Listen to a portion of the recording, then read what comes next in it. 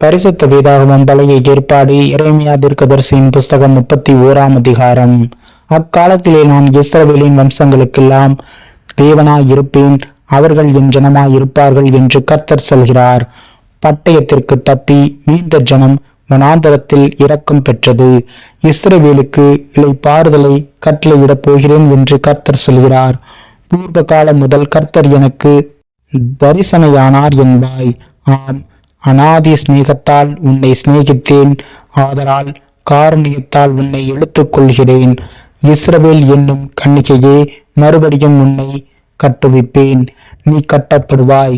மறுபடியும் நீ மேல வாத்தியத்தோடும் ஆடல் பாடல் செய்கிறவர்களின் களிப்புள்ள கூட்டத்தோடும் புறப்படுவாய். மறுபடியும் சமாரியாவின் மலைகளிலே திராட்சை தோட்டங்களை நாட்டுவாய். நாட்டுகிறவர்கள் அவைகளை நாட்டி அதன் பலனை அனுபவிப்பார்கள். எழுந்திருங்கள், சீயோனில் நம்முடைய தேவனாகிய கர்த்தரிடத்திற்கு போவோம் வாருங்கள் என்று எப்பிராயிமின் மலைகளில் உள்ள ஜாமக்காரர் கூறும் காலம் வரும். கர்த்தர் சொல்கிறது என்னவென்றால், யாக்கோபின் நிமித்தம் மகிழ்ச்சியாய் கம்பீரித்து ஜாதிகளுடைய தலைவரின் நிமித்தம் ஆர்ப்பரியுங்கள். சத்தத்தை கேட்க பண்ணி துதித்து, கர்த்தாவே, இஸ்ரவேலில் மீதியான உமது ஜனத்தை இரட்சியும் என்று சொல்லுங்கள். இதோ, நான் அவர்களை வட தேசத்திலிருந்து வரப்பண்ணி அவர்களை பூமியின் எல்லைகளிலும் இருந்து கூட்டி வருவேன். குருடரும் சப்பானிகளும் கர்ப்பவதிகளும் பிள்ளை தாட்சிகளும் கூட அவர்களில் இருப்பார்கள். மகா கூட்டமாய் இவ்விடத்துக்கு திரும்புவார்கள். அழுகையோடும் விண்ணப்பங்களோடும் வருவார்கள். அவர்களை வழி நடத்துவேன்.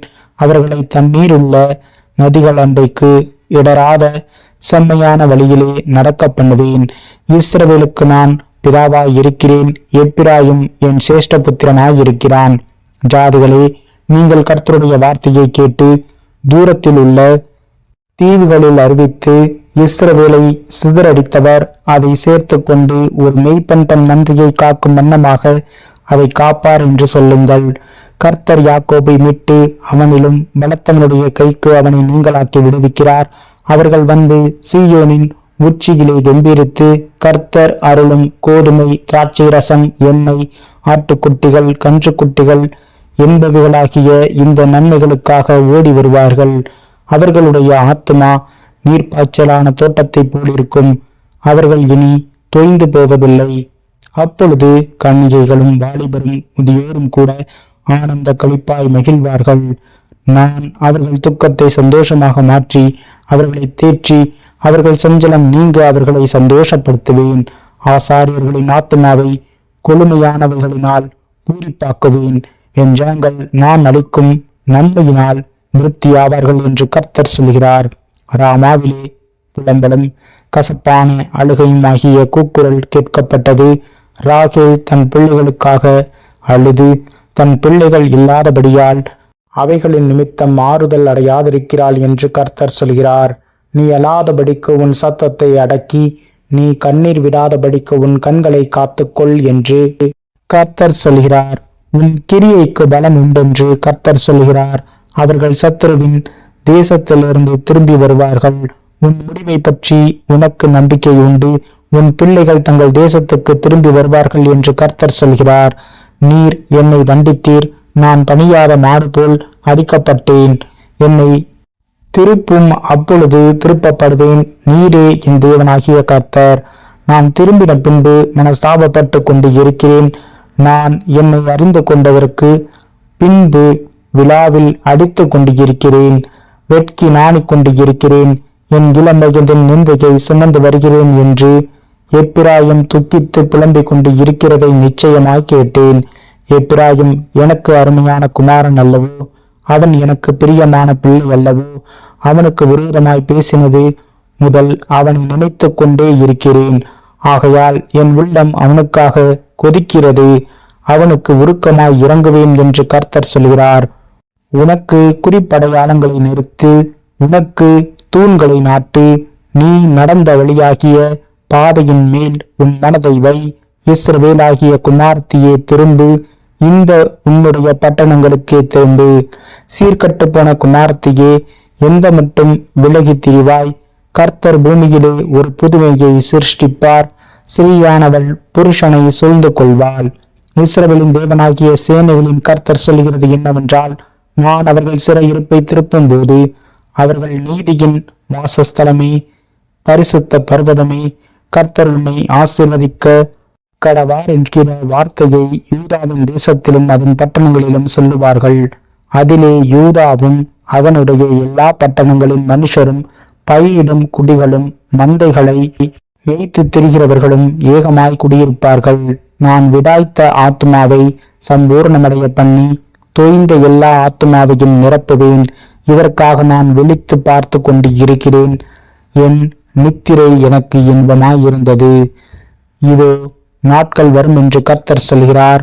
அப்பொழுது இஸ்ரவேல் குடும்பத்தையும் யூதா குடும்பத்தையும் மனுஷ வித்தினாலும் மிருக வித்தினாலும் விதைப்பேன்.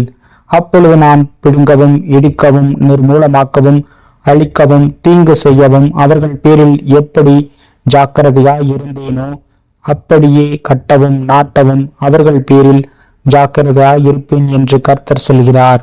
பிதாக்கள் திராட்சை காய்களை தின்றார்கள், பிள்ளைகளின் பற்கள் கூசி போயின என்று அந்நாட்களில் சொல்ல மாட்டார்கள். அவனவன் தன் தன் அக்கிரமத்தின் நிமித்தமே சாவான். எந்த மனுஷனும் திராட்சை காய்களை தின்பானோ அவனுடைய பற்களே கூசி போகும். இதோ நாட்கள் வரும் என்று கர்த்தர் சொல்கிறார். அப்பொழுது இஸ்ரவேல் குடும்பத்தோடும் யூதா குடும்பத்தோடும் புது உடன்படிக்கை பண்ணுவேன். நான் அவர்கள் பிதாக்களை எகிப்து தேசத்திலிருந்து அழைத்து வர கைப்பிடித்த நாளிலே அவர்களோடே பண்ணின உடன்படிக்கையின்படி அல்ல. ஏனெனில் நான் அவர்களுக்கு நாயகராயிருந்தும் அந்த என் உடன்படிக்கையை அவர்கள் மீறி அவமாக்கி போட்டார்களே என்று கர்த்தர் சொல்கிறார். அந்நாட்களுக்கு பிற்பாடு நான் இஸ்ரவேல் குடும்பத்தோடு பண்ண போகிற உடன்படிக்கையாவது, நான் என் நியாய பிரமாணத்தை அவர்கள் உள்ளத்திலே வைத்து அதை அவர்கள் இருதயத்திலே எழுதி, நான் அவர்கள் தேவனாயிருப்பேன், அவர்கள் என் ஜனமாயிருப்பார்கள் என்று கர்த்தர் சொல்கிறார். இனி ஒருவன் தன் அயலானையும் ஒருவன் தன் சகோதரனையும் நோக்கி கர்த்தரை அறிந்து கொள் என்று போதிப்பது இல்லை. அவர்களில் சிறியவன் முதல் பெரியவன் மட்டும் எல்லாரும் என்னை அறிந்து கொள்வார்கள் என்று கர்த்தர் சொல்கிறார். நான் அவர்கள் அக்கிரமத்தை மன்னித்து அவர்கள் பாவங்களை இனி நினையாதிருப்பேன். சூரியனை பகல் வெளிச்சத்துக்காகவும் சந்திர நட்சத்திர நியமங்களை இரவு வெளிச்சத்துக்காகவும் கட்டளையிட்டவரும் அலைகள் கொந்தளிக்கத்தக்கதாக சமுத்திரத்தை குலுக்குகிறவரும் சேனைகளின் கர்த்தர் என்னும் நாமம் உள்ளவருமாகிய கர்த்தர் சொல்கிறது என்னவென்றால், இந்த நியமங்கள் எனக்கு முன்பாக இல்லாதபடிக்கு ஒளிந்து போனால் அப்பொழுது இஸ்ரவேல் சந்ததியும் எனக்கு முன்பாக என்றைக்கும் ஒரு ஜாதியாய் இராதபடிக்கு அற்றுப்போம் என்று கர்த்தர் சொல்கிறார். கர்த்தர் சொல்லுகிறது என்னவென்றால், மேலே இருக்கிற வானங்கள் அளக்கப்படவும் கீழே இருக்கிற பூமியின் அஸ்திவாரங்கள் ஆராயப்படவும் கூடுமானால் நான் இஸ்ரவேல் வம்சத்தார் அனைவரையும் அவர்கள் செய்த எல்லாவற்றின் நிமித்தமும் வெறுத்து விடுவேன் என்று கர்த்தர் சொல்கிறார். இதோ நாட்கள் வரும் என்று கர்த்தர் சொல்கிறார்.